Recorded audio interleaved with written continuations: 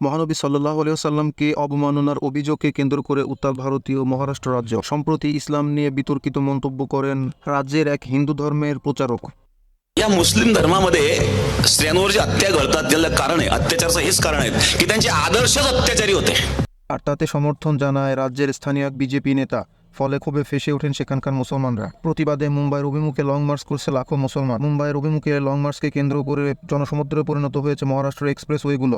লাখো মুসলমান অংশ নিয়েছেন এই লং মার্চে। মহানবীকে নিয়ে কটূক্তি করা এক হিন্দু ধর্ম প্রচারক ও বিজেপির নেতার বিচার চেয়ে এই বিক্ষোভে উত্তাল হয়েছে পুরো রাজ্যটি। ঘটনার শুরু চলতি মাসের শুরুর দিকে মহারাষ্ট্রের এক হিন্দু ধর্ম প্রচারক মহানবী সাল্লাল্লাহু আলাইহি সাল্লামকে নিয়ে বিতর্কিত মন্তব্য করেন, যাতে সমর্থন করেন বিজেপি রাজ্যের নেতা নীতিশ রানা।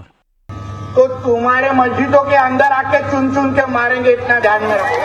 এছাড়াও মসজিদে ঢুকে মুসলমানদের পিটানোর কথাও বলেন কট্টরপন্থী এই নেতা। নীতিশের এমন মন্তব্য রাজ্যের মুসলমানদের মনে আগুন ধরিয়ে দেয়।